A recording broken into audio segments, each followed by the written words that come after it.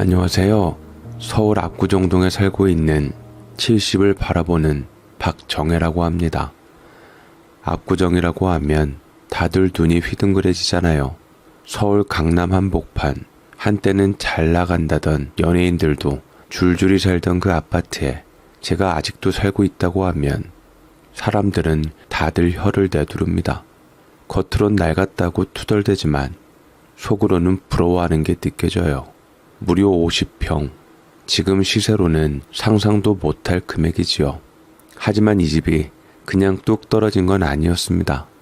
평생 바느질로 눈 버리고 허리 휘며 벌어들인 돈, 그걸 종이장 접듯 접어두고 또 접어두고 동전 몇 잎도 허투루 쓰지 않고 모은 그 세월이 겨우겨우 만든 한 채였습니다. 지하상가 수선집, 그 속에 온갖 단추와 지퍼, 실타래와 바늘을 쌓아두고 낮엔 손님 응대하고 밤엔 허리 구부려 덧댄 천 꿰매며 아이들 교복이며 외투며 새 걸 못 사줘도 손은 꼭 맞게 고쳐주고 그렇게 허리띠 졸라매 모은 돈으로 방 하나씩 갖춘 집을 마련한 거지요. 처음부터 강남을 노렸던 건 아니었습니다. 그저 아이들 학교만큼은 좀 제대로 다니게 해주고 싶었고 남들보다 못난 형편 속에서도 적어도 공부만큼은 불리하지 않게 해주고 싶었던 게 전부였습니다. 좋은 땅에서 자란 나무는 바람에 쉽게 흔들리지 않는 법이니까요. 처음엔 그냥 아이들 공부나 잘 시키자고 들어온 동네였는데 세상이 어떻게 바뀌었는지 어느새 이 집이 금덩이가 돼버렸습니다. 아침마다 우유 넣어주던 경비 아저씨가 어머니, 요즘 이 동네 평당 얼마인지 아세요? 슬쩍 묻고 가길래 집에 와서 검색을 해봤더니 글쎄 이 낡은 50평짜리 아파트가 70억을 넘긴다지 뭡니까? 가끔은요 진짜 이사 갈까 싶기도 합니다.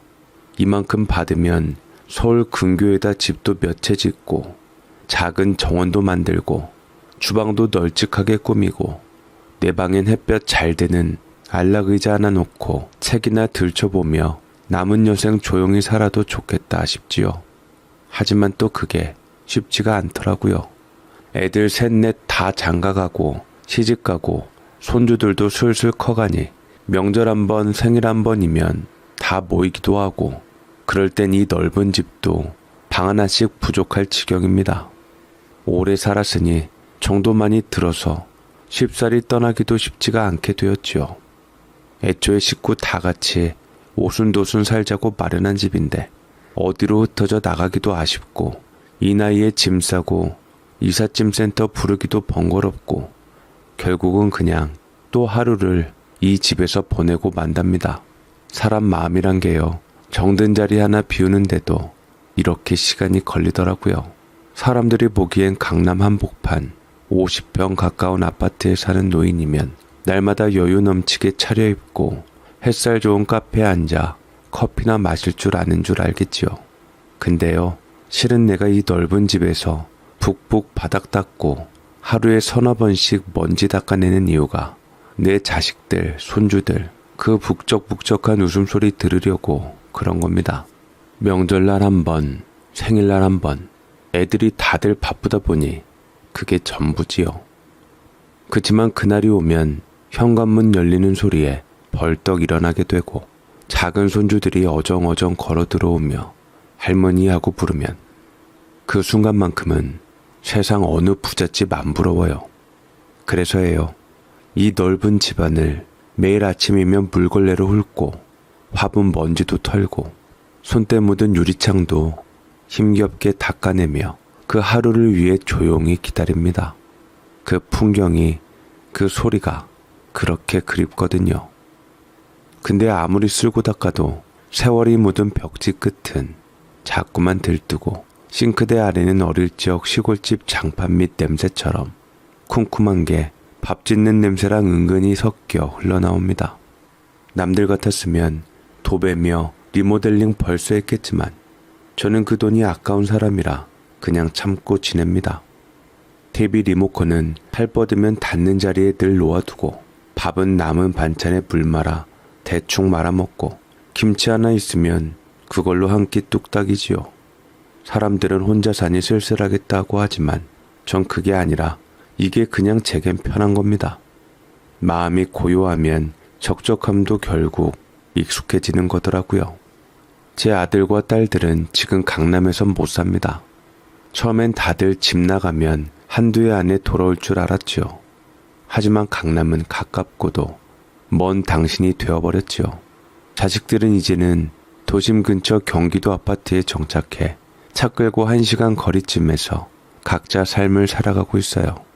제가 아들들 주려고 집 2채는 일찌감치 마련을 해놨습니다.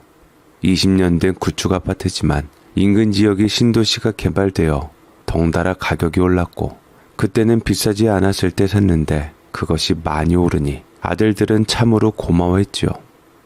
딸들은 집 있는 능력 있는 사위들과 결혼해서 예단 5천만 원씩 보내줬고요. 그래도 딸들은 불만 하나 없이 감사합니다 받았고 감사하다며 다들 제게 잘했습니다. 고마워요 엄마. 요새 집장만 하는 거 힘든데 엄마 덕분에 집장만도 하고. 그래 일단 내 명의로 계약은 해놨다만 조만간 니들 명의로 돌려주마. 어머니 편하실 대로 하셔도 돼요. 저 크게 욕심 안 부립니다. 누구 명의든 뭐가 상관이에요. 어머니께서 어차피 제게 주실 집인데요. 하나를 보면 열을 안다고 내 새끼지만 어쩌면 이렇게 말을 예쁘게 하는지 참으로 고맙고 기특하기만 했습니다. 내가 비록 남편 없이 자식들 넷 키웠지만 뭐 하나 모자라지도 않고 사람 구실 다 아는 데다 부모에게 효자 효녀이니 자식 농사는 제대로 성공했고 내가 노력한 만큼 그 이상으로 풍년이다 싶어서 내가 이룬 업적 같았습니다. 하지만 시집 장가가고 손주들 낳고서는 사는 게 다들 바쁘다며 명절이나 되어야 얼굴 한번 볼까 말까이지만 가끔 노인정 나가보면 다들 저마다 자식 걱정, 재산 걱정에 숨죽여 앉아 수군거리곤 합니다. 전화를 받았다며 한 어르신이 툭 던지듯 말합니다. 우리 애는 전화만 하면 그 소리요. 엄마, 그 돈 안 썼지? 어차피 우리 거니까 미리 좀 써도 되는 거 아니야? 이게 인사 대신이요.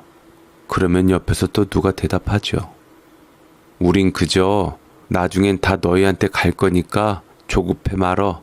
그 한마디에 마음을 달래고 사는 거지 뭐. 그럴 때면 저는요. 솔직히 가슴속 깊이 고맙고 미안한 생각이 듭니다. 제 자식들은 좀 다르거든요. 제게 재산을 욕심을 보인 적이 한 번도 없습니다. 예를 들어 집 같은 경우도 명의를 자기 걸로 옮겨달라고 야단일 텐데 그런 기미가 조금도 없었어요. 엄마, 오래오래 살아. 엄마 건강이 최고야. 재산이야 다 엄마 쓰시라고 모아놓은 거잖아. 맞아. 엄마가 그 재산 어떻게 모았는지 누구보다 우리가 제일 잘 아는데 우리 이렇게 잘 키워준 것만으로도 고마워 엄마. 어머니, 저희는 저희 먹고 살 길 잘 찾을 테니까 그 돈은 어머니가 원하시는 데 쓰세요. 요새는 좋은 일 하시는 분들도 많잖아요. 어머니 뜻대로 하시는 게 제일입니다. 그 말에 눈시울이 시큰할 때가 한두 번이 아닙니다. 그 얘기를 들을 때마다 얼마나 뿌듯한지요. 그래서 어디 가서 그 말을 자랑 삼아 꺼내면 주변 어르신들 눈이 동그래져서 감탄하고는 했지요. 아이고 그런 자식들을 두다니 진짜 복받았네 정혜씨. 이렇게들 부러움이 가득한 얼굴로 말이지요. 그럼 전 속으로 으쓱해지면서 저도 모르게 숨기려고 하지만 자꾸만 자랑이 튀어나옵니다. 그래, 내가 헛살지는 않았구나. 그 생각에 하루가 즐겁습니다. 부모가 자식에게 줄 것도 많지만 자식이 부모 마음 덜어주는 그 한마디가 세상을 다 준 셈이더라고요. 살다 보면 사람들 입에서 절로 나오는 말이 있습니다. 자식들만 잘해도 늙은 인생 성공한 거다. 그 말을 저는 오래전부터 실감하며 살았죠. 비록 자식들이 자주 얼굴 보러 오는 건 아니지만 내 자식들은 전화 한 통, 안부 한마디는 꼭 잊지 않았습니다. 엄마, 오늘은 뭐 드셨어요? 혼자 해 드시면 힘든데 근처 반찬 가게에서 배달해 드세요. 돈은 내가 낼 테니까. 어머니, 요새 밤에 잘 주무세요? 요새 회사 일이 바빠서 못 찾아뵙는데 시간 내서 집사람이랑 애들이랑 찾아뵐게요. 그렇게 별것 아닌 얘기들로 하루를 채워주는데 그 짧은 통화가 어찌나 큰 위로가 되던지요. 도란도란 따뜻하게 웃음 섞어 나누는 말 한마디면 혼자 밥 먹던 식탁도 갑자기 고마워지더군요. 동네 어르신들이 제게 와서 이런 말도 하셨어요. 구두쇠인데도 자식들이 아주 효자야. 복이 많지. 아니 자식들한테 돈 한 푼 안 쓴다며? 근데도 저렇게 자라니 진짜 농사 잘 지었네. 우린 용돈 약속 없으면 전화도 없는데 아이고 부러워라. 그 말 들을 때마다 제가 마음이 좀 미안하면서도 어깨가 살짝 올라가는 걸 숨기긴 어려웠습니다. 제가 평생을 아끼고 또 아끼며 살아와서 자식들 눈에도 우리 엄마 돈이 없다는 이미지가 자연스레 자리 잡았는지 애들이 뭔가 필요한 건 자기들이 먼저 챙겨오곤 했습니다. 오히려 손주들까지도 작은 손에 쥔 동전 몇 잎을 꼭 쥐고 와서는 제게 주었죠. 할머니 이거 받으세요. 이렇게 말해주면 저는 눈시울이 붉어지고 맙니다. 그 손길 하나하나가 참 고맙고 제 인생의 보람처럼 느껴졌죠. 그래서 저는 더더욱 아끼고 또 아꼈습니다. 어차피 그 돈들 다 자식들에게 가는 건데 괜히 허투루 쓰고 싶지 않았고 무엇보다 제 모습이 자식들한테 절약이란 게 창피한 게 아니라 존경받을 일이란 걸 알려주고 싶었어요. 그리고 그렇게 살아온 세월 아이들도 정말 제 마음을 이해해주고 저를 위할 줄 아는 자식들로 자라나 저는 마음 깊이 행복하다고 믿고 있었습니다. 그런데요, 그날 참으로 예상치 못한 그 하루가 저와 자식들의 사이를 송두리째 바꿔버릴 줄은 꿈에도 몰랐습니다. 사람 마음은 잘 안다고 생각한 그 순간부터 멀어지기 시작하더라고요. 그날은 참 묘하게 기분이 좋았습니다. 오랜만에 울리는 전화벨 소리에 익숙한 이름이 떠오르니 벌써부터 마음이 들뜨더군요. 양평에 주말 농장을 하고 있다는 그 친구가 있는데 이름이 신송미예요.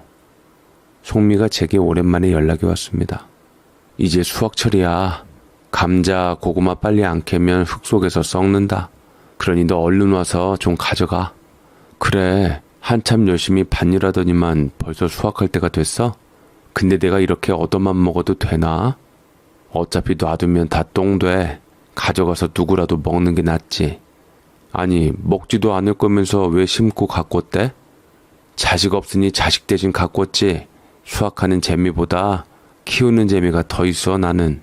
그 말에 엉덩이가 들썩거릴 수밖에 없었지만 송미 입장에서 생각해보면 그저 딱했습니다. 송미는 자발적으로 결혼을 안 하고 혼자 독신으로 산 친구예요. 그래서 자식도 없지요. 평생 친구들 결혼 생활 얘기 들어주고 애 고민 들어주기만 한 친구지요. 결혼 생활 얘기하는 거 듣고 결혼에 대한 환상이 떨어져 니들 때문에 결혼 못했다고 농담 삼아 얘기하고는 합니다. 저는 비록 남편은 먼저 떠나보내 혼자 살았지만 그래도 자식들 넷이나 있어 행복하게 살았기에 결혼에 대한 후회는 없습니다만 자식 없는 친구가 그래서 딱해 보일 때는 있었습니다.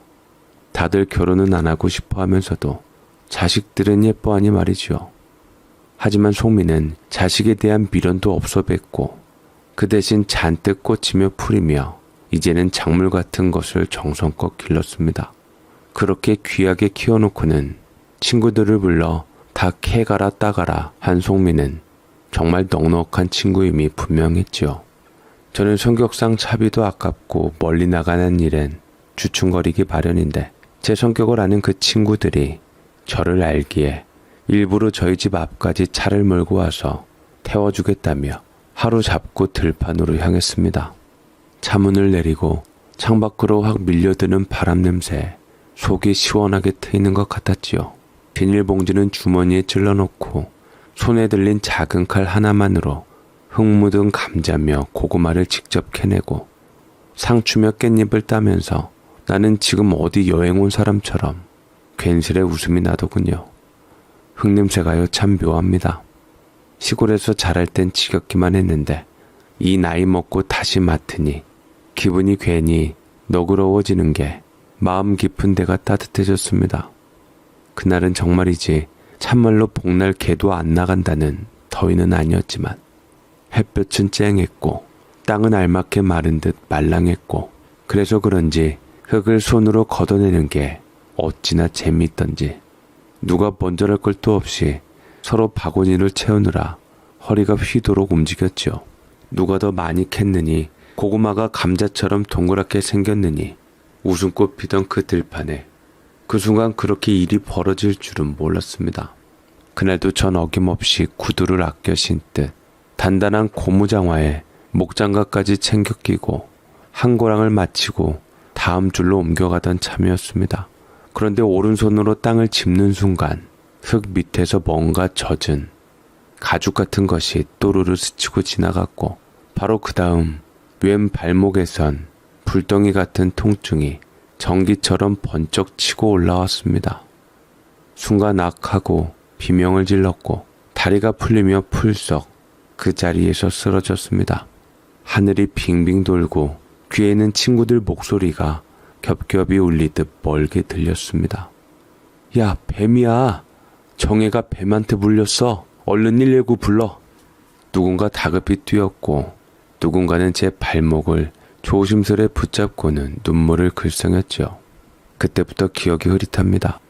119 구급차 안에서 들리는 삐 소리와 창밖의 나무가 일그러지듯 지나가던 풍경, 그리고 코끝을 찌르던 그 묘한 냄새, 피와 풀잎, 그리고 땀이 뒤섞인 듯한 생생한 냄새가 가슴 안까지 스며들더군요. 결국은 눈꺼풀이 저절로 감기며 세상이 까맣게 접히는 느낌 속에 저는 조용히 정신을 잃었습니다. 다시 눈을 떴을 때 창 너머로 환한 햇빛이 비스듬히 병실 안으로 들어오고 있었고 곁에선 송미가 말없이 제 손을 꼭 잡고 있었습니다. 낯설지 않은 병원이었습니다. 워낙 오래 다녀 익숙한 곳이기도 했고 송미의 남동생이 병원장으로 운영하는 곳이라 더할 나위 없이 마음이 놓였습니다. 다른 친구들은 남편 챙기러 각자의 가정으로 일상으로 돌아갔지만 그 친구만큼은 묵묵히 아무 말 없이 밤을 새워 제 곁을 지켜주었지요. 참 고맙고 또 고마웠습니다. 세상사 사람 손 타는 건 다르다지만 진짜 위로는 결국 곁을 지켜주는 그 손 하나더라고요. 그날 병실에서 깨어나 친구 얼굴을 보고 참 고마웠지만 더 마음이 찡했던 건 그 친구의 한마디였습니다. 네 자식들한테 연락했으면 왔겠지. 근데 너 애들한테 피해주고 걱정 끼치는 거 제일 싫어하잖아. 그 성격 내가 아니까 연락 안 하고 내가 그냥 지키고 있었어. 그 말이 어찌나 따뜻하게 들리던지 그 순간 가슴 안쪽 깊은 데가 묘하게 찡하고 울려왔습니다. 정말 그랬습니다. 자식들한테 병원에 있다는 말 한마디 안 한 건 괜히 걱정 끼칠까 싶어서였고 친구에게도 괜한 부담일까 조심스러웠지만 그 친구는 조용히 말없이 딱 제가 바라는 방식으로 제 곁에 있어 주었죠. 그게 참 사람 마음을 편하게 만들더군요. 그래서 나도 미안한 마음에 조심스럽게 고마운 마음을 표현했습니다. 고맙다. 내가 이 은혜는 잊지 않을게. 곧 괜찮아지면 내가 반찬 좀 해서 가져다 줄게. 냉장고 채워주고 가마. 하고 말하자 친구는 말끝을 흐리며 고개를 끄덕이다가 갑자기 전혀 예상 못한 질문을 던졌습니다. 근데 정혜야, 너 말이야. 너 그 효자 효녀 자식들 얼마나 믿어? 걔네들 정말 효자고 효녀일까? 그 말이 나오는 순간 잠깐 병실 공기가 어색해졌습니다.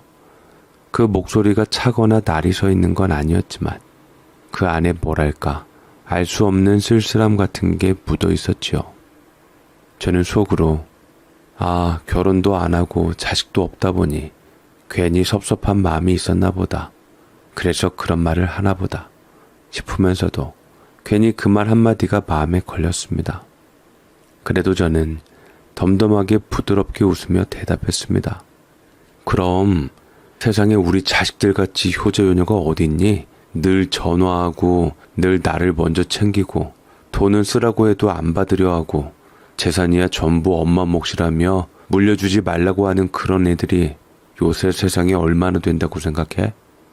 안 하려고 했지만 내 말끝엔 자랑이 한가득 묻어 있었고 솔직히 그게 나 살아가는 원동력 중 하나였지요. 자식 농사 잘 지었다는 말, 그 소리 들으면 늘 허리가 저절로 펴졌습니다. 그랬는데 송미가 제 자랑에 심술이 난 건지 표정에 미동도 없이 느닷없이 이러는 겁니다. 그래? 그럼 우리 내기 하나 할까? 내기라니 농담인가 싶어. 내기? 무슨 내기? 하고 웃어 넘기려는데 그 친구 눈빛을 바짝 세우며 말하더군요. 나는 참 궁금하더라고. 네가 그렇게 믿고 있는 그 자식들 정말 끝까지 효자고 효녀일지. 그 말에 제 웃던 얼굴이 굳었습니다. 뭐야? 남의 자식 가지고 그런 막말이 어딨어? 너 아무리나 도와줬어도 내 새끼들에 대한 말은 함부로 하는 거 아니지. 목소리가 저절로 높아졌지요. 아무리 친구라도 그건 선을 넘은 거 아닌가 싶었습니다. 하지만 친구는 가만히 앉은 채로 목소리 높이지 않고 조용히 다시 말을 이었습니다. 함부로 할 맘은 아니고 그냥 너도 궁금하지 않아? 네가 죽었다 그러면 그 착한 자식들이 어떻게 반응을 보일지. 뭐? 나 죽었다는 거로 자식들을 떠보자고? 그 말에 가슴이 철렁 내려앉았습니다. 말도 안 되는 소리였습니다. 그 순간 혹시 얘가 요즘 마음이 힘든가? 아직 칠순도 안 됐는데 혹시 치매 초기가 온 건 아닌가? 그런 생각이 머리를 스치기도 했습니다. 하지만 그 친구 얼굴을 찬찬히 들여다보니 그 눈빛엔 농담도 흥미도 없었습니다. 지독하게도 맑고 사뭇 진지했고 그 안에서 설명할 수 없는 결심 같은 게 엿보였죠. 순간 등줄기를 타고 싸늘한 기운이 훑고 지나갔습니다.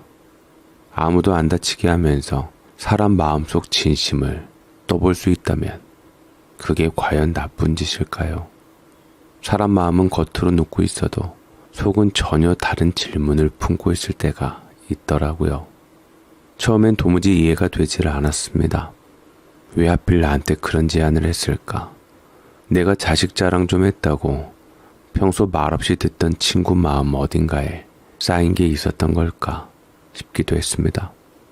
결혼도 안 하고 자식도 없고 명절이면 혼자 밥 먹는다고 한탄하던 모습이 문득 머릿속을 스쳐 지나가면서 아, 괜히 셈이 나서 저러는구나.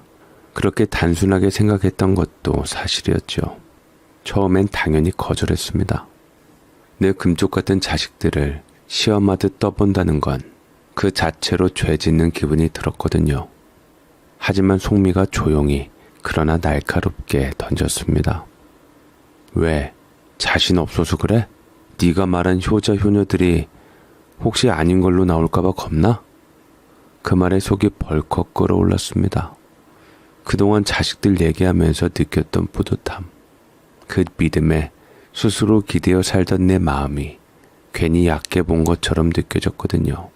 그래서 저도 모르게 이렇게 말해버렸습니다. 그래, 어디 한번 해봐. 우리 애들은 절대 그런 일 없을 테니까. 만약 네가 지면 어떡할래? 말끝이 딱 떨어지기도 전에 송미는 고개를 끄덕이며 뭔가 준비하는 듯 했지요. 만약 내가 너한테 지면 100만 원 너한테 줄게. 우리 자식들 속이는 가치가 100만 원밖에 안 돼? 너 말 잘해야 할 거야. 그래, 그럼 1000만 원 줄게. 됐지? 네 자식들만 잘 협조해주면 너 1000만 원 버는 거야. 너 진다고 해도 나한테 아무것도 안 해줘도 돼. 그렇게 하면서까지 송미는 뭐가 그리도 궁금해했을까 싶지만 그 내기에 확신이 있어 보였습니다. 그 순간 제 마음 한켠에선 사실 궁금했던 것도 있었습니다. 내가 쓰러졌다, 내가 죽었다 한다면 과연 우리 효자 효녀 애들은 어떻게 나올까? 눈물바다가 되겠지. 당장 달려오겠지. 그동안 나한테 했던 말들이 허튼 소리는 아니었겠지. 그런 믿음이 있었기에 또 그런 믿음을 확인받고 싶은 마음도 있었던 거겠지요. 마침 병원도 친구 남동생 병원이었고 그 친구가 어느새 남동생에게 두툼한 봉투를 건네며 일단 모른 척만 해줘. 병원에 피해 안 가게 내가 다 알아서 할 테니까 하고 부탁을 했고 의사도 한숨을 깊이 쉬며 무겁게 고개를 끄덕이며 곧 진단서니 응급 기록이니 하는 걸 손에 쥐기 시작했습니다. 그때부터였습니다. 이 이상하고도 무모한 실험이 진짜처럼 아주 조용히 하나둘 준비되기 시작한 게요. 어차피 믿져야 본전이라고 믿음이라는 것도요. 때로는 확인받고 싶어질 때가 있긴 하더라고요. 친구는 조심스럽게 저와 상의한 뒤 먼저 제 큰아들에게 전화를 걸었습니다. 전화를 받은 아들 목소리는 분명 놀라움에 떨려 있었어요. 엄마가 뱀에 물려서 중환자실이라고요? 그 짧은 문장에 담긴 충격이 수화기 너머로도 또렷하게 느껴졌지요. 저는 병실 침대에 누워 눈을 감고 있었지만 귀는 어렴풋이 열려 있었고 그 아들이 놀란 숨소리가 희미하게 가슴속으로 들어왔습니다. 그래, 애미가 뱀에 물렸다니 중환자실이라고 하니 크게 놀랐구나. 곧 뛰어와서 울고불고 슬퍼하겠지. 곧 그 발걸음 소리 들릴 거야. 하지만 1시간이 지나고 2시간이 지나도 병실 문은 조용했습니다. 3시간이 지나서야 송미가 고개를 절레절레 흔들며 말했지요. 그래도 올 줄은 알았는데 큰아들은 안 오네. 딸한테도 연락해볼게. 친구는 제 둘째 딸 그리고 막내까지 차례차례 전화를 돌렸습니다. 다들 놀라긴 했지만 그 누구도 지금 당장 갈게요 라는 말은 하지 않았습니다. 어머니가요? 왜 하필 이때 중환자실이라고요? 그럼 어차피 제가 간다 해도 모르실 텐데 죄송합니다. 지금 급한 회의 중이라. 지금 운전 중이라 도착하면 바로 연락드릴게요. 중환자실인데 자식이 가서 뭘 어쩌겠어요. 제가 지금 자식 학원 끝날 때까지 기다리고 있어서요. 죄송해요. 그런 어이없는 대답들만이 자꾸만 들려왔고 그때부터였습니다. 제 가슴이 이상하게 두근거리기 시작한 게요. 아니, 애들이 왜 이러지? 애미가 위독해서 중환자실에 있는데 다른 것도 아니고 어떻게 애들이 설마 진짜 뭔가가 잘못된 걸까? 그렇게 마음 졸이며 해는 저물고 밤이 깊어졌고 병실 창밖엔 어둠만이 내려앉았습니다. 그런데 한참 뒤 문이 벌컥 열리더니 아이들이 다 함께 병실로 들어섰습니다. 그제서야 저도 모르게 웃음이 나오면서 다행이다 싶었지만 소식을 듣자마자 당장 달려오지 않은 것은 여전히 속상했죠. 저는 의식 없는 사람처럼 호흡기 끼고 눈을 감고 있었지만 내 자식들이 지금 내 얼굴을 어떤 눈빛으로 내려다보고 있을지 가슴이 너무 떨려서 숨을 조이는 것만 같았습니다. 그때 큰아들이 송미에게 물었습니다. 이렇게 생사가 오가는데 작은 병원에 있어도 되는 거예요? 그 말에 송미는 마치 미리 준비라도 한 듯 조용히 대답했죠. 의식 잃기 전에 어머니께서 직접 말씀하셨어. 괜히 큰 병원 가서 의료비 부풀리고 괜한 검사 받는 것보다 믿고 다니던 병원이 낫다고. 그래서 여기로 옮겨달라고 하셨어.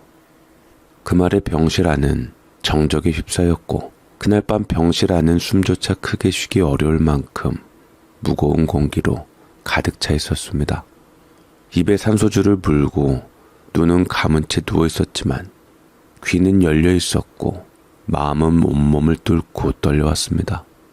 아이들 목소리가 낮고 빠르게 숨죽인 채 오가는 걸 들으면서 저는 점점 심장이 벌렁벌렁 뛰기 시작했습니다. 숨도 차고 가슴 안이 뜨겁게 달아올랐죠. 엄마가 직접 이 병원 선택하신 거잖아. 우리가 뭐라 하긴 좀 그렇지. 괜히 다른 데 옮겼다가 치료 못 받고 돈만 더 나가면 그게 더 큰일이지. 그러더니 잠시 후 둘째 딸의 목소리가 낮게 떨어졌습니다. 차라리 편히 가시는 게 더 나을 수도 있어. 엄마도 낚이는 거 다 알잖아. 지금도 신경 쓰셔서 저러시는 거일지도 모르고 그 말에 큰아들이 맞장구를 치며 말했지요. 그래, 연명치료가 꼭 좋은 것도 아니야. 그냥 기계 다 떼고 정리하는 게 낫겠다 싶다. 그때 둘째 아들이 툭 너무나도 차가운 말을 내뱉었습니다. 아니, 사실 말인데 이번 기회에 유산 분배 얘기 한번 해보는 게 어때? 투자 들어갈 때도 많고 엄마가 돌아가시기 전에 정리하는 게 낫지 않겠어? 솔직히 우리가 지금껏 엄마한테 어떻게 했는데 우리 효도한 거 그 자체로 이미 역할 다 한 거지. 그 말을 듣는 순간 심장이 울컥 뛰어올라 숨소리 하나 내지 않으려고 애써 입술을 깨물었습니다. 온몸이 경련처럼 떨렸습니다. 내가 낳고 키운 자식들이 이토록 낯설고 무섭게 느껴진 적이 없었습니다. 그러다 송미가 다시 병실로 들어왔습니다. 조용히 문을 닫고 들어서자 방금 전까지만 해도 재산 이야기로 속삭이던 아이들이 갑자기 얼굴을 일그러뜨리며 눈물을 훔치는 척을 했고 제 침대 앞으로 와선 엉엉 울음을 터뜨리며 손을 어루만지는 신용까지 했지요. 그 순간 이 아이들이 정말 내 자식들이 맞나 싶었습니다. 같이 밥을 먹고 옷을 입히고 밤잠을 설쳐가며 키워낸 그 아이들이 지금 내 앞에 있는 이 얼굴들일까? 사람이 다른 사람 앞에서 얼마나 다른 얼굴을 쓸 수 있는지를 그날 저는 처음으로 뼈저리게 느꼈습니다. 송미는 자식들과 나를 번갈아 보다가 이내 자식들에게 덤덤하게 말했습니다. 니들이 와줘서 참 고맙다. 이젠 내가 가봐야 할 것 같은데 혹시 니들 중에 오늘이라도 엄마 곁에 있어줄 사람 있어? 친구가 아이들을 바라보며 조심스레 물었습니다. 그 말에 잠시 정적이 흘렀고 첫째가 멋쩍은 웃음을 흘리며 고개를 돌리더군요. 요즘은 병원에 간병 시스템 있지 않아요? 바빠서요. 당장 누가 남기는 좀 어렵겠네요. 저는 눈을 감고 있었지만 얼굴이 화끈거리며 어쩔 줄을 모르겠더라고요. 다행히 자식들은 제 미묘한 미동에 대해서 신경 쓰진 않았습니다. 송미는 애써 웃음을 지으면서 상황 설명을 다시 했습니다. 여기엔 그런 간병 시스템이 없어요. 너희 중에 못 있을 거면 따로 간병인을 구해야 할 것 같은데. 그렇게 말끝을 맺자 둘째 딸이 짜증 섞인 듯 혀를 찼습니다. 간병보험이라도 들어놨으면 요긴하게 쓸 수 있었을 텐데 이렇게 갑자기 일이 커지면 치료비에 간병비까지 다 우리 몫이잖아요. 좀 곤란하게 하시네. 그 말에 송미는 말없이 고개를 들고 막내를 빤히 바라봤습니다. 침묵이 몇 초 흐른 뒤 그 분위기를 감지한 둘째 딸이 눈치를 보다 못해 둘째 아들의 옆구리를 살짝 찔렀지만 이미 분위기는 엎질러진 물 같았지요. 그러자 송미는 한숨을 살짝 내쉬고 아무렇지 않은 척 다시 말을 이었습니다. 뭐 어차피 유산이 있잖니. 의사 말로는 어머니가 안 깨어나실 가능성이 더 크다고도 하더라. 그럼에도 불구하고 최선은 다해봐야지. 니들 입장에서야 결국 다 너희 몫으로 돌아올 돈이잖니. 그 말에 아이들이 다시 고개를 끄덕였습니다. 그럼요. 저희 최선 다할 겁니다. 근데 뭐랄까 이렇게 되실 줄 알았으면 진작에 좀 대비라도 해둘 걸 그랬네요. 그러면서 둘째가 슬며시 말을 덧붙였습니다. 어차피 돌아가실 거라면 솔직히 치료비 들어가는 것도 좀 아깝긴 하지요. 안 깨어나실 가능성이 더 크다니까. 괜히 계속 돈만 쓰는 것 같기도 하고요. 그 말에 저는 눈을 감은 채 심장이 또 한 번 쿵 내려앉는 듯 했습니다. 가슴이 막혔고 속에서 무언가 쓰디쓴 게 올라왔습니다. 이 아이들이 내 새끼였는데 어쩌다 이렇게까지 된 걸까 싶었습니다. 그날 밤 병실 안은 숨소리조차 나지 않았습니다. 저는 온몸에 힘을 줄 수는 없었지만 손으로는 주먹을 꽉 쥐고 있었습니다. 손안이 땀으로 차고 심장이 두근거리다가 어느 순간부터는 그저 맥없이 뚝뚝 떨어지는 느낌이었죠. 그렇게 자식들은 하나둘 병실을 나갔습니다. 다음에 다시 올게요. 잘 부탁드립니다. 말끝마다 친구에게 책임을 돌리듯 말하고는 어깨 한번 두드려 줄 줄도 모르고 도망치듯 문을 닫고 사라졌습니다. 잠시 후 친구가 다시 병실로 들어왔습니다. 분위기가 달랐습니다. 이제껏 저보다 반발짝 물러서 있던 그 친구 송미가 이번엔 발을 한 걸음 더 내디디며 말했습니다. 이제 일어나도 될 것 같아. 그 말에 저도 모르게 눈꺼풀이 가볍게 떨렸습니다. 하지만 제 효자 효녀 자식들의 본색을 보았다고 생각하는 송미의 그 기세등등한 얼굴을 보니 괜히 마음 한구석이 불편해지더군요. 그래서 저는 조용히 그렇게까지 분노가 쌓이지 않은 척 자식들 편을 들어주려 애썼습니다.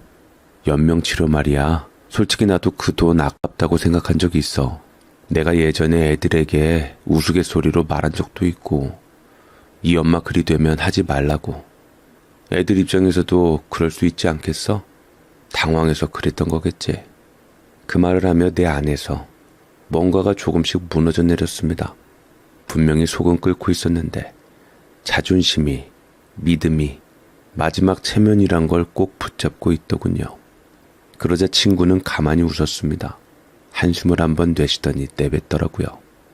그럼 죽은 척을 해보는 건 어때? 그럼 진짜 맘이 볼 거 아니야. 그 순간 저는 결심했습니다. 그래, 여기까지 왔는데 물러설 수는 없다. 이대로 친구 앞에서 고개 숙일 순 없다. 내 자식들 절대 그럴 애들이 아니라고 나 스스로 증명하고 싶었습니다. 그리고 그렇게 며칠이 흘렀습니다. 일주일 동안, 그 길고도 외로운 일주일 동안 제 자식들은 단 한 번도 병실 문을 열지 않았습니다. 전화통화 문자 하나, 그 흔한 안부도 없었습니다. 송미는 중간중간 전화를 걸어 자식들에게 제 소식을 전해주었지요. 어머니 상태 여전하셔. 니들이 그래도 네 엄마 자식들인데 혹시 시간 되면 잠깐 들러주면 어떨까? 그렇게 조심스럽게 물었지만 자식들의 대답은 늘 같았습니다. 지금 가봐야 뭐가 달라지겠어요? 누워 계시는 거잖아요. 어차피 똑같은데 굳이 매번 갈 필요는 없죠. 죄송하지만 잘 부탁드릴게요. 그 말을 전해 듣고 병상에 누워있던 저는 목구멍까지 차오르는 분노를 꾹 눌러야 했습니다. 자존심도 기대도 속절없이 무너져 내리고 있었습니다. 며칠 전 친구 앞에서 우리 애들만큼은 다르다. 나는 자식 농사 제대로 지었다. 그렇게 큰 소리 쳤던 내가 거울 속 헛개비처럼 우스워 보이기까지 했습니다. 그날 저는 정말이지 스스로도 믿기지 않을 선택을 했습니다. 살아서 이 꼴을 봐야 하나 싶기도 했지만 이대로 물러서면 평생 마음속에 응어리로 남을 것 같았습니다. 그래서 친구와 함께 짜고 마치 제가 이미 세상을 떠난 사람처럼 영안실 앞에 하얀 천을 덮고 조용히 누워있기로 했습니다. 차디찬 침대에 등을 붙이고 숨도 최대한 얕게 쉬며 귀만 열어놓은 채 가만히 누워있었습니다. 송미는 자식들에게 다시 연락을 돌렸습니다. 어머니께서 끝내 돌아가셨어. 그 한마디에 아이들은 무리를 지어 병원에 왔습니다. 누구 하나 앞장서지도 않고 누구 하나 눈이 붉지도 않았습니다. 흐느낌 하나 없이 서로 눈치만 주고받았지만서도 죽이 척척 잘 맞았습니다. 이럴 줄 알았으면 저번에 오지 말고 그냥 오늘 올걸. 그러게 말이야. 괜히 시간 2번 뺏겼네. 그런 말들이 공기처럼 스며들었고 그 목소리 하나하나가 제 가슴을 죄는 듯 했습니다. 저는 속으로 그래도 마지막으로 얼굴 한번 보겠지. 그래도 내가 낳은 자식인데 그렇게 기대 아닌 기대를 했습니다. 하지만 아무도 단 한 사람도 그 하얀 천을 걷지 않았습니다. 마치 무언가 보기 싫다는 듯 혹은 굳이 보고 싶지 않다는 듯 그저 거리를 둔 채 서로를 쳐다보며 눈치만 보다 자리만 옮길 뿐이었습니다. 송미 또한 자식들을 물끄러미 보더니만 잠시 뒤 결정을 했습니다. 떠나시는 어머니와 마지막 말씀 나누세요. 전 자리 비켜드릴게요. 하며 자식들만 남기고 자리를 비켜주었습니다. 그러자 그제서야 아이들의 목소리가 달라졌습니다. 마치 아무도 듣지 않는다고 믿는 그 순간처럼 그들의 눈앞에 놓인 제 존재를 더는 엄마도 어머니도 아닌 정리해야 할 유산으로 보기 시작했습니다. 하얀 천 밑에서 저는 지금까지 살며 단 한 번도 경험하지 못했던 뜨겁고도 차가운 분노를 뼛속 깊이 느끼고 있었습니다. 몸은 꼼짝도 할 수 없었지만 귀로 들려오는 그 말들 하나하나가 칼처럼 가슴을 후벼 팠습니다. 일주일이면 얼마야? 연명치료가 하루 80만 원이라던데 560만 원 날리고 가셨네. 560이면 우리의 학원 몇 달치인데 진짜 끝까지 우리한테 돈 쓰기 싫으셨던 거 아니야? 껌 하나 과자 하나도 아깝다 하시던 분이 돌아가시면서는 이렇게 펑펑 쓰고 가셨네. 참. 그 말 속에서 무언가가 끓어오르는 걸 느꼈습니다. 그동안 내가 해왔던 모든 인내, 모든 절약, 모든 사랑이 이 아이들 눈엔 그냥 인색함이었나 싶었습니다. 신경 쓰지 말고 일단 재산부터 나누자. 아파트부터 내놓고 4등분 하자. 그럼 통장에 있는 돈은 예적금도 꽤 있을 텐데 그것도 당연히 똑같이 나눠야지.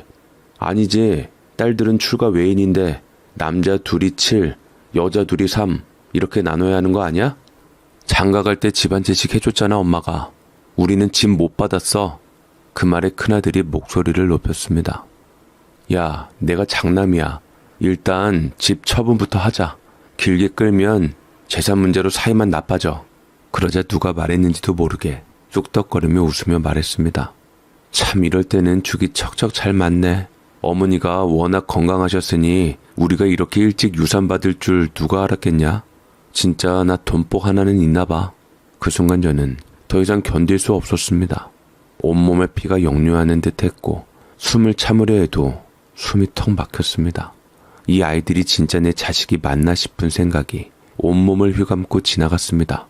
그 아이들이 내 인생 전부였는데 그 아이들을 위해 내 배를 줄이고 내 잠을 줄이고 입으로 먹을 것 다 아껴가며 살아왔는데 그 아이들이 죽은 내 앞에서 엄마 생각보다 일찍 가서 유산을 일찍 받았으니 돈복이 있다는 말을 뻔뻔하게 하는 걸 듣는 순간 제 가슴은 이미 1000번 만번 무너지고 있었고 더 이상 자식들이 아니었습니다. 가장 무서운 배신은 믿음 위에 쌓아 올린 사랑에서 오더라고요. 그 순간 저는 더는 참을 수 없었습니다. 입술을 깨물고 주먹을 쥔 채 버티던 그 얄팍한 자존심조차 아이들의 말 한마디 웃음 섞인 계산 속에서 산산조각 나버렸습니다. 이게 자식들이라는 것들의 본심이었구나. 가슴속에 뜨거운 무언가가 확 끓어오르며 저는 마침내 하얀 천을 걷어내고 벌떡 일어났습니다. 야, 니들이 어떻게 나한테 어떻게 그럴 수가 있냐? 니들이 어머니 어떻게 분명 죽었다고. 죽은 거 아니셨어요? 아니 죽었던 사람이 어떻게. 왜? 내가 살아 돌아오니 기가 막히냐? 유산 못 받을 생각에 가슴이 답답해? 니들 하는 짓 보니까 저승사자가 니 자식들 좋아하는 꼴 보기 사납다고 다시 이승으로 돌려보내주더라. 도저히 맘 편하게 저승 갈 수 없어서 다시 찾아왔다 이놈들아. 악을 치는 내 입에서 흐느낌이 쏟아져 나오는 순간 그 아이들은 영안실이 아니라 귀신이라도 본 사람들처럼 의학 비명을 지르며 이리저리 도망가고 바닥에 넘어지고 벽에 부딪히고 심지어 기절까지 하는 자식이 있었습니다. 그 광경은 참 서글프고 비참했습니다. 엄마, 어떻게 살아있어? 이건 사기야. 저는 떨리는 입술로 울먹이며 친구를 바라보았습니다. 자식들은 이미 주랭랑을 치고 말았고 언제 왔던지 속미 그 친구는 내 눈물을 뚫어지게 바라보다가 조용히 다가와 말했습니다. 이제 네가 그 효자효녀 자식들의 실체를 알았니?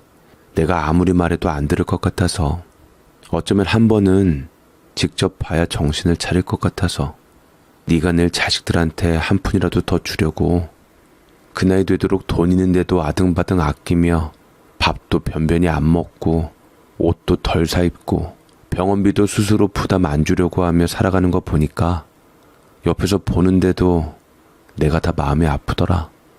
그래서 알려주고 싶었어. 이게 너한테 도움이 될 것 같아서. 너는 이미 우리 자식들의 실체에 대해서 알고 있었던 거야? 우연히 네 자식들을 식당에서 봤는데 자식들이 모여서 네 뒷담화 하는 것을 들었거든. 특히 큰아들이랑 큰사위가 같이 동업한다던 사업이 잘 안 되는 것 같더라고. 작은 아들도 어려운 것 같고 입에 상상조차 하지 못할 말들로 얘기를 하고 유산을 탐내서 빼돌릴 계획을 세우는데 참 안 되겠다 싶더라고. 넌 아무것도 모르고 자식들만 철석같이 믿으니 마냥 모르는 게 약은 아닌 것 같더라. 그 말에 저는 무너지듯 울었습니다. 다 참았던 눈물이 그 말 한마디에 줄줄 흐르며 얼굴을 적셨고 그 친구는 조용히 제 어깨를 감싸 안았습니다. 그리고 가방을 뒤적이더니 한 개의 USB를 꺼내 제 손에 조심스럽게 건넸습니다. 네가 다 못 들은 것 같아서 내가 병실 CCTV랑 휴대폰으로 찍어놨다. 이거 버리고 싶음 버리고 필요할 때 쓰고 싶음 쓰도록 해. 친구로서 널 위해서 한 일은 여기까지다.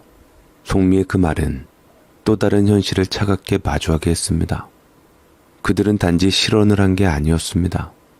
의도를 가진 계획이었고 그 속엔 진심이라곤 한 톨도 없었습니다. 그리고 며칠 뒤 자식들이 하나둘 다시 나타났습니다. 그 중에서도 둘째 아들과 막내딸은 사위며 며느리 손주들까지 대동하고 병실 문을 벌컥 열고 들어왔습니다. 팔에 꽃바구니, 손에 과일 장사 들고 억지 웃음을 지으며 살살거리기 시작했죠. 엄마, 사셔서 정말 다행이에요. 엄마가 제 곁을 떠났다고 생각하니 많이 슬펐어요. 하지만 형제들이 있어서 슬픔도 표현 못하고 죄송해요 엄마. 저도 정말 괴로웠어요. 우리 남편도 솔직히 말씀드리면 사업이 좀 어렵던 찰나이기는 해서요. 하면서 사근사근하게 말을 걸어왔습니다. 손주가 어설프게 그린 편지를 내밀며 할머니 일어나서 저랑 놀아요. 그 말에 저도 모르게 목이 메었지만 속이 들여다 보이는 어른들의 연기는 더 이상 아프지도 않았습니다. 너무 얇아서 이제는 찢기지도 않았습니다. 그들의 말 한마디 한마디가 이제는 공기처럼 가벼웠고 눈빛 속의 연민은 조율된 감정이었으며 웃음은 계산된 움직임일 뿐이었습니다. 그 애들 앞에 앉은 저는 지긋하게 그 얼굴들을 바라보다가 담담하게 말했습니다. 집 내놨다. 순간 공기가 멎는 듯 했지요. 네? 집을 왜요, 엄마? 그냥 이제 내놨다. 아니, 엄마, 그 집 가족들 다 같이 모이려고 지금까지 안 파신 거잖아요. 이번에도 그렇게 말씀하셨잖아요. 그래, 그랬지. 가족들 한데 모이는 거 그게 제일 큰 기쁨이라 생각했으니까. 제가 말끝을 자르지 않고 또박또박 이어나가자 자식들의 눈빛이 점점 불안해졌습니다. 그런데 말이다. 사람 마음이란 게 말이지. 믿음이 한번 무너지면 그 다음부턴 모래성 위에 물 부은 거랑 같더라. 어머니, 우리가 뭘 그렇게 잘못했는데요. 그런 걸로 치시면 어머니가 먼저 저희를 떠본 거 그거 저희도 배신감 안 느끼는 줄 아세요? 말만 그렇게 했지 저희 자식들 다 속이 말이 아니었어요. 그 진심 진짜 모르겠어요? 모른다. 이제 아무것도 모르겠어. 더 이상 니들도 내 재산에 대해 김치국 마시지 마라. 그 집한 돈 절대로 너희들 돈이 될 수 없다. 나는 이제 내 삶을 살련다. 자식들은 한동안 말이 없었습니다. 저는 마른 입술을 한번 적시고 다시 이어 말했습니다. 언제까지 혼자 그 큰 집에서 북적이길 기다리며 사는 것도 이젠 지쳤다. 그래서 내놨다. 이제부터는 내가 먹고 싶은 거 입고 싶은 거 그동안 돈 아깝다고 못했던 거 그거 하며 살 거다. 더는 궁색하게 살지 않겠다. 그리 알아둬라. 자식들 얼굴이 사색이 되어가는 걸 보며 나는 애써 담담한 표정을 유지했습니다. 더는 미련도 기대도 부질없는 희망도 제 마음속에는 없었습니다. 결국 저는 마음을 굳혔습니다. 강남 한복판 비싼 아파트를 정리하고 공기 좋고 물 맑은 곳, 작지만 아늑한 전원주택 하나 있는 동네로 이사할 준비를 시작하게 되었지요. 주변엔 조용한 산이 있고 집 옆엔 자그마한 텃밭도 딸려 있어 계절 따라 나물 뜯고 고추 심고 그런 삶을 상상하니 마음이 한결 가벼워졌습니다. 강남집을 내놨다는 말에 자식들은 그 판돈을 어디다 쓸까봐 그랬는지 계속해서 벌떼처럼 반응했습니다. 어머니 제정신이세요? 그 집 그대로 놔두면 계속 오를 텐데 왜 파세요? 앞으로 오를 가능성이 수두룩한 곳인데 그냥 놔두고 월세라도 받으세요. 입에 침도 안 바르고 각자 다른 말을 쏟아냈지만 그 말들이 누구를 위한 건지는 이제 더는 안 들어봐도 알 수 있었습니다. 그래서 저는 단호히 말했죠. 내 재산이다. 내가 먹을 거 안 먹고 입을 거 안 입고 힘들게 모은, 아마 내가 어떻게 생활했는지는 니들이 더 잘할 거다. 그런데 그렇게 힘들게 모은 내 재산을 니들이 눈독 들이니까 파는 거다. 내 재산인데 내가 맘대로 팔면 그만이지. 그게 뭐가 문제냐. 앞으로 사남매 모두 서로 보는 일 없이 살면 좋겠다. 나는 너희 안 보고도 살 수 있다 이제. 그 말에 자식들 얼굴은 얼어붙었고 그 후로는 앞다퉈 찾아오기 시작했습니다. 장 보러 간다고 밥이라도 같이 먹자고 심지어는 손주까지 데리고 와 어깨 주물러 준다며 비유를 맞췄습니다. 하지만 그 모습이 참 씁쓸했습니다. 진심이 아니라 다시 마음을 돌리게 하려는 수작이었으니까요. 생각해보면 자식들이 뭔가를 들고 찾아온 건 처음 있는 일이 아니었습니다. 예전에도 뭐 사다 주긴 했습니다. 하지만 늘 그랬지요. 엄마, 비싼 건 부담되시죠? 이거 마트에서 전날 할인한 치킨인데 괜찮죠? 삼겹살은 느끼해서 안 좋다 하셨으니까 뒷다리살 사왔어요.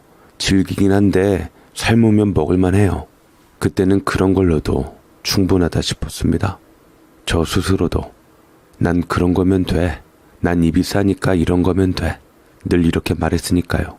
근데 지금 생각해보면 그게 잘못이었던 겁니다. 내가 먼저 내 마음과 몸값을 헐값에 내놓은 셈이었죠. 사람은요, 스스로를 귀하게 여기지 않으면 남들도 그렇게밖에 안 봐요. 그날 이후 저는 마음을 다잡았습니다. 더 이상은 궁핍하게 나는 원래 이런 사람이야 하며 제 자신을 축소시키며 살고 싶지 않았습니다. 그래서 제일 먼저 예적금을 정리하기 시작했죠. 수십 년 묵은 은행 창고에서 차곡차곡 쌓아뒀던 숫자들을 꺼내며 옷도 사고 반짝이는 귀걸이며 목걸이도 사고 손에 쥘 때마다 기분 좋아지는 가죽 가방도 하나 장만했습니다. 처음엔 손이 덜덜 떨렸습니다. 이거 사도 될까? 혹시 나중에 아이들한테 줄 돈이 부족해지면 어쩌나? 그런 생각이 머리를 맴돌았지만 한번 질러보니 마치 묵였던 무언가가 뚝 끊어지는 기분이었습니다. 친구는 그 모습을 보고 두 눈이 반달이 되어 씩 웃었습니다. 드디어 좀 네 얼굴 같다. 예전은 왜 그렇게 움츠러들었니? 자식들한테 줄 돈 아껴가며 입을 옷도 못 사고 먹고 싶은 것도 참고 난 그게 늘 안쓰러웠어. 근데 지금은 정말 보기 좋다. 당당하고 멋있고. 그 말에 괜히 코끝이 찡해졌습니다. 남의 말 한마디가 이렇게 따뜻할 수 있다는 걸 그제서야 느꼈습니다. 그동안 저는 늘 자식들이 알아주기만을 기다렸고 그런 제가 얼마나 어리석었는지를 이제야 알게 된 거지요. 그러던 어느 날 드디어 제 강남 아파트에 매수자가 집을 보러 왔습니다. 그런데 자식들이 어느 틈에 소식을 듣고는 집 앞에 버티고 서 있었습니다. 엄마, 이 집은 지금 팔면 안 돼요. 이건 우리 가족의 집이에요. 다 시기가 있는데 아무 때나 넘기면 안 된다니까요. 그러더니 매수자에게 계약을 못하게 회박을 놓고 행패를 부리기 시작하더라고요. 지금 당장은 계약이 어렵다며 거짓말을 해가며 내쫓고 심지어는 집 앞에서 피켓을 들고 시위까지 벌이려 했습니다. 저는 조용히 변호사를 찾아갔고 그간 있었던 일들을 상세히 이야기한 뒤 적금 금지, 방해 금지, 가처분 신청 등 법적 조치를 준비했습니다. 그 자료를 정리해 자식들 앞으로 전달하니 며칠 후 하나둘 고개를 조아리며 찾아왔습니다. 그들은 이제 눈물까지 짜내며 사과했습니다. 어머니, 우리가 잘못했어요. 어머니 마음 몰라서. 근데 그 대신 차라리 지금 유산을 미리 분배해 주시는 건 어때요? 형제끼리 싸우지 않게 엄마 살아계실 때 정리하면 좋을 것 같아서요. 그 말에 저는 입술을 굳게 다물고 있다가 단호하게 말했습니다. 언감생심, 그딴 생각은 꿈도 꾸지 마라. 내가 살아있는데 내 손 벌써 잡아 끌 생각은 하지 말거라. 그리고 저는 조용히 결심했습니다. 내가 살아온 세월, 자식들 시집장가 보낼 때마다 하나도 아깝지 않았던 그 돈들, 이제는 너무나도 아까워 이제는 다 회수하겠다고요. 말만 하면 삐죽거리던 아이들. 그동안 손바닥 뒤집듯 마음 바꾸고 이제 와서 자식 노릇하겠다며 찾아오는 걸 보니 진심이 아니란 건 불보듯 뻔했고 그럴 바엔 남기긴커녕 되찾아와야 한다는 생각이 단단해졌습니다. 마침 두 아들은 제가 사준 집에서, 그것도 아직 내 명의로 된 집에서 살고 있었죠. 사정은 간단했습니다. 변호사 통해 등기 이전 거부 통보하고 명도 소송 준비까지 시작했더니 엄마 그건 아니죠 소리치며 달려왔지만 이젠 그 소리가 예전처럼 안 들렸습니다. 딸들 쪽은 더 어처구니 없었지요. 혼수 비용으로 쥐어준 돈, 시댁에는 친정에 돈이 많으니 앞으로 더 가져올 거라며 입에 발린 소리나 하고 다닌 정황이 하나둘씩 제 귀에 들어오기 시작했습니다. 내 돈을 제 살림인 줄 알고 허세나 부리는 딸들. 네가 돈 벌어서 네 시댁 돈 대줘라. 그 집 귀신이 돼서. 딸들은 생전 내 입에서 듣도 보도 못한 말들이 나오니 딸은 울먹였고 사위는 얼굴을 붉혔지만 저는 더는 물러서지 않았습니다. 그 후로 자식들은 말 그대로 미친 듯이 연락을 퍼부었습니다. 전화가 울리고 문자가 쉴 새 없이 쏟아지고 하루가 멀다 하고 문 앞에 찾아와 초인종을 눌렀지만 저는 문도 열지 않았고 전화도 받지 않았고 문자엔 답장한 줄 하지 않았습니다. 모든 것을 다 알고 있는 송미는 어느 날 조심스레 물었습니다. 그래도 자식인데 진짜 괜찮겠어? 이대로 끝내도 돼? 괜히 내가 미안하네. 그 말에 저는 고개를 돌려 천천히 말했습니다. 끈은 내가 먼저 자른 게 아니야. 걔들이 먼저 발로 끊어냈지. 난 이제 그 실을 다시 붙이려고 애쓰지 않을 거야. 그날 밤 연락처를 열고 아들 이름, 딸 이름, 손주 이름 하나하나 삭제해 나갔습니다. 그 글자들이 사라지는 순간 가슴이 미어지는 줄 알았는데 이상하게도 오히려 가벼웠습니다. 무거운 돌덩이 하나가 등에서 툭 떨어져 나간 느낌이었죠. 그리고 그렇게 조용히 단단하게 나는 내 마음을 정리해 나갔습니다. 다시 봄이 왔습니다. 작년 이맘때 뱀에 물려 정신을 잃었던 그 주말 농장에 친구와 나란히 섰습니다. 햇살은 따뜻했고 바람은 살결을 쓰다듬듯 부드러웠고 들판에선 흙냄새와 풀냄새가 그의 봄처럼 다시 피어오르고 있었습니다. 나는 장갑을 끼고 농작물들을 조심스레 뽑으며 말했습니다. 작년엔 여기서 피가 났는데 올해는 잎사귀가 참 순하네. 친구가 슬며시 웃으며 물었습니다. 그래서 그놈들 연락은 이제 없지? 나는 허리를 펴며 천천히 대답했습니다. 작년에 날 본 건 뱀이 아니었어. 욕심에 눈먼 내 자식들이었지. 이제야 그 독이 다 빠져나간 것 같아. 그 순간 나는 분명히 알았습니다. 그 상처들은 더는 나를 아프게 하지 않을 거란 걸. 그 상처가, 그 배신이 이제는 흙으로 스며들며 사라졌다는 걸요.